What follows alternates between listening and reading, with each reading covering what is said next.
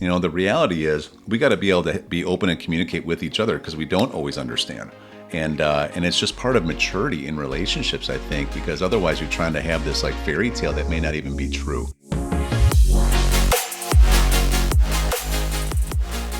Hello everyone, we are Greg and Jacquie Francis, and welcome to High Performance Parenting, where our passionate goal is to encourage you to raise champion children in a crazy world. Every week we will bring you multiple episodes from our extensive experience of raising our six happy, healthy, successful, godly kids who are confidently equipped to win big in life. We deeply believe that any parent who is provided with the right knowledge and continual support can raise amazing kids. And when they do, all of our futures get better. If raising up future generations of absolute champions matters to you as much as it does to us, here's how you can contribute. Like and share this podcast with everyone you know. And together, let's embrace this journey of raising champion kids in a crazy world. Hey guys, welcome to episode number 10. And Greg and I are super excited today. We have some special guests with us. I'll let them introduce themselves, but we are really excited to have them on with us today, interview them, and chat with them. So why doesn't our first guest introduce herself? Hi, I'm Abby Laleen Francis, and I am 14 years old. What's your name mean? My name means joy of her father. Who's our next guest that we have today? Hi, I'm Bella Kathleen Francis, and I am also 14, and my name means wise and beautiful woman. Who's older? Abby is. By how much? By 1 minute. 1 whole minute. But who's taller? I am by like 2 inches. As of now. Yes. All right, who's our last guest speaker we have today? Hi, I'm Crissy, and I'm 12 years old, and my name means Christ-like. And you're not the tallest. No. No. It's okay. But you are the champion at Bible Jeopardy. Or trivia. She's holding it right now until we get to do it again. But we're excited here. We are continuing our discussion today with the 5 love languages. And we thought it would be great for our kids to get on here and chat with you about what their love language is. And, we have a couple questions for them today. We're going to surprise them with a couple questions and let them chat. So, Abby, you want to go first? What is your love language? My first one is physical touch, and my second one is quality time. And how do you like getting physical touch and quality time? Well, one thing that my family and I know me for is hugs are important. So whether I need a hug or something, I tell them that, or I just give them a hug straight when I need it. It's just my way of needing love. So anytime we walk around a corner, you're there pretty much, right? Yeah. With your hands on your hips, Yes. saying, Daddy, hugs are important. Yes. Yeah, a quick hand gesture where we just get to hold your hand, or hugs, or just a quick snuggle in. So you've read the book, right? Yes. 5 Love Languages for Kids. And then, so what's your second love language? My second one is quality time. Oh, and how do you get quality time in this family? Going on walks with my mom, or walking the dogs, or when we go to the pool, or just dance party time, all that stuff. We get a lot of quality time here. Yeah. Some of the best ones is when you get a hug while having quality time. Yes. Right? Or holding our hands together, or spending time together. It's also fun. It's cool. All right. Yeah. And how about our next awesome guest? What is your love language? My first love language is quality time. Okay. And what is your second one? My second one is words of affirmation. And how do you like to have quality time expressed to you in this family? I love going and running errands together, or having lunch dates, or doing something fun like going to baseball games. It's all really fun. Mm-hmm. Nothing's better than if we get to go get your nails done and grab a coffee on the way, right? For sure. And how do you, with your second love language, how do you like to have that expressed to you? Whether it is in a no, or if someone tells me it after I do something amazing, it always fills my love tank. Awesome. And our third guest, what is your love languages? My first love language is words of affirmation, and my close second is physical touch. I like getting my first love language, words of affirmation, expressed to me by really heartfelt, nice compliments. And whether I did something big or small, I like being recognized. And for physical touch, I like being just rubbed or hugged, or just knowing that they care about me, not that they see me. Mm-hmm. When you were a baby and you could hardly even talk, some of your first words were, rub my back, right? Yeah. Rub my back is what Crissy would let us know, huh? And so, Abby, when our family, obviously there's so many of us, right? How are some ways that you like to show your love for them with their love languages? I tell them how much I love them. I say that they're doing amazing, I give them hugs sometimes, and hang out with them, quality time. Of course, like we either paint, me and my sister sometimes paint together, or we play ping pong. There's just so many ways. Or play a video game together. It's all really fun. Yeah, there's a lot of us in the family, right? Yes. And by the way, you just started holding my hand. So I'm sitting next to you, even though we're starting to get sweaty doing it. Yeah. I strategically placed 2 physical touch people next to each other so that they could enjoy If this you could time see us, together. we're like glued to each other right now. And it still Sweating. isn't enough She's at sweating. this point. We don't care. It's whatever. Belle's looking at us like, I don't know why you want to do that. But she's enjoying this quality time that we're all having together. That is true. I'll tell you. Yeah. So go ahead. So what were you going to ask? we live in a big family here, obviously, and I just really want to get across to everybody out there that's listening how valuable it is for all of you guys, you kids here, to know each other's love languages. To actually not just have mom and dad fill in your love tank, but with as many people as we have in here and as few of the parents as there are, we're definitely outnumbered. Right? Understatement. we gotta have like a team effort, and we gotta build this as a tribe. And so, you guys learned the love languages. I mean, you guys can rattle off each of your siblings' love languages, can't you? Yes. Yeah. I mean, you know every one of them. And then you also have learned a little bit about how to even notice if somebody, maybe their love tank's getting empty. Like, how would you recognize that? Crissy, how would you recognize that? Well, if they're starting to not be as happy as they normally are, they're starting not to fill other people's as much as they normally do. It just shows that their love tank is empty. So if they don't have enough love in them, they can't show as much love out. So, like, what would Druce be doing?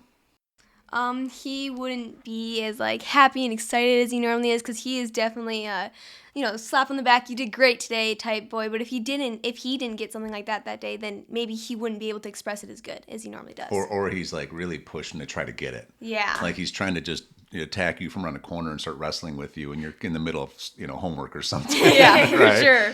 Yeah. And Crissy is one of the ones that can handle that from Drew's when he does it. But some of the other kids are giving him the look like, what are you doing? Sit down. This is not okay right now. Yeah, and everybody's also saying, we got to get our stuff done because mom's love language is acts of service, and she hates undone tasks. So, Drew, stop interrupting us. Yeah. And one of the things I think are neat about you guys is that each and every one of you guys have decided up front that you're going to help fill each other's love languages, even if at times some of yours are not filled. And Bella, what are some of the ways that you express to others the love they need? For my sister Abby, I enjoy like reading in our room together or just doing simple things like that. Even if we're not always talking to each other, we love just being in each other's presence, whether it's reading or for Abby, she enjoys doing art projects and things like that. Mm-hmm. Mm-hmm. And how about for Crissy? How do you express your love to Crissy? For Crissy, one of hers is physical touch, so whether it's giving her a hug or she enjoys quality time?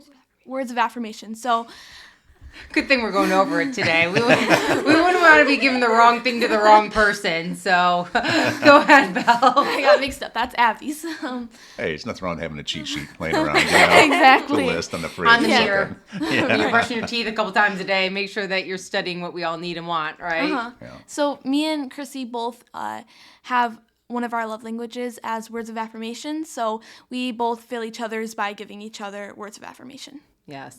And then how are some of the different ways that you guys show it to Dad and I? Abby? Some ways, well, Dad's also physical touch, so I give Dad lots and lots of hugs, but one of my mom's is acts of service, so I make sure I have the house cleaned up, make sure everybody starts doing it when they need to. I kind of like am leading it all to make sure it gets done, so Mom's love tank is also filled. Yeah, you're kind of the second organizer. Yes, I am. Mom's the queen, but you're kind of the princess when it comes to getting tasks done, for sure, right? Crissy, how about you? Well, it's always good to just say, like, how many calls did you did, or you did a great job today, Dad, or Mom, is there anything else I can do to help you? Just making sure that they feel loved by the things that you do.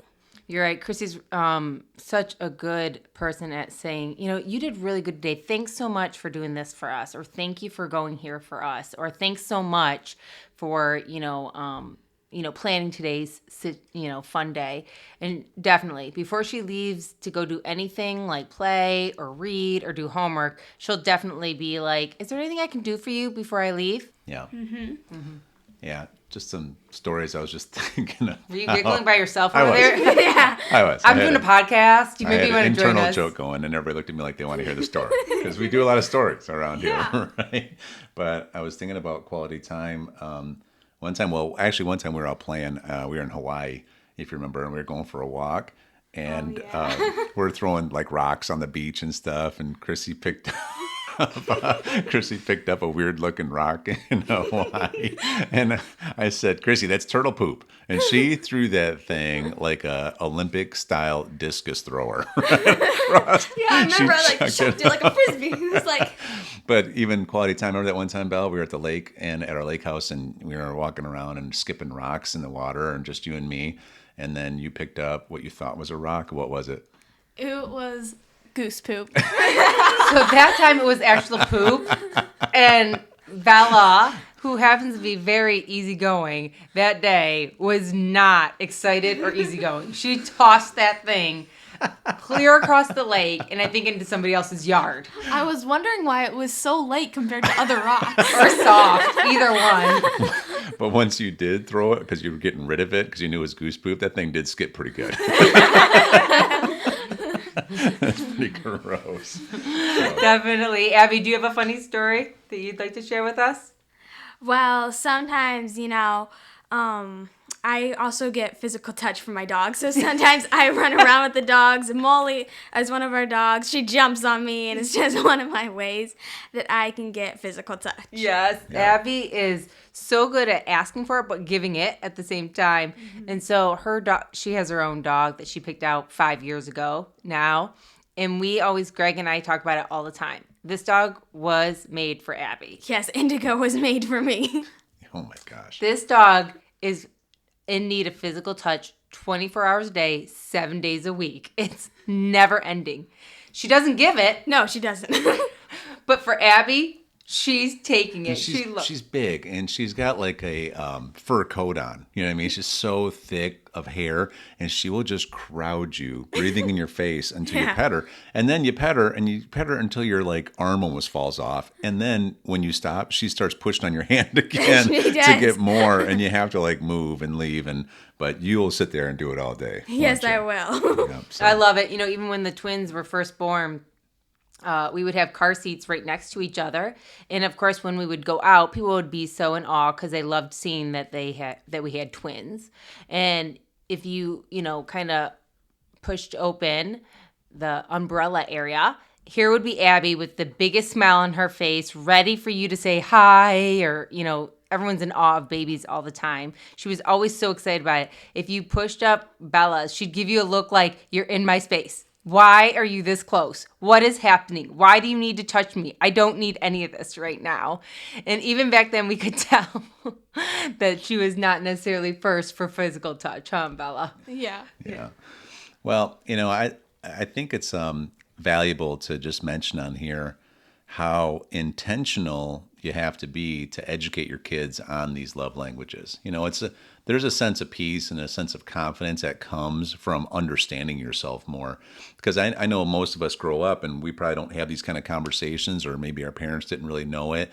And so we don't even know why we're acting kind of ornery. We don't really know why we are feeling kind of off or whatever. But being able to actually explain it is awesome, both to ourselves and to others. And, we're very open. We mentioned this on another one, but you guys all feel very, you feel encouraged that if you guys are ever getting a little empty in your love tank, to actually ask for it, right? Yep.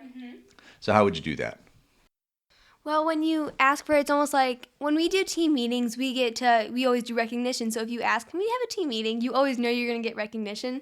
For us, words of affirmation, it's great to know that we'll always receive the love that we desire. We'll talk about our family team meetings at some point, but one of the main parts of it, probably the most important part, is every week we actually do recognition, where we let each family member edify anyone else in the family who's doing really great things that align with all of our family values. And it's really special because it not only allows people to get noticed when they're doing the right things. Because, in our world, unfortunately, most times the only time you ever get any attention is when you're doing something wrong.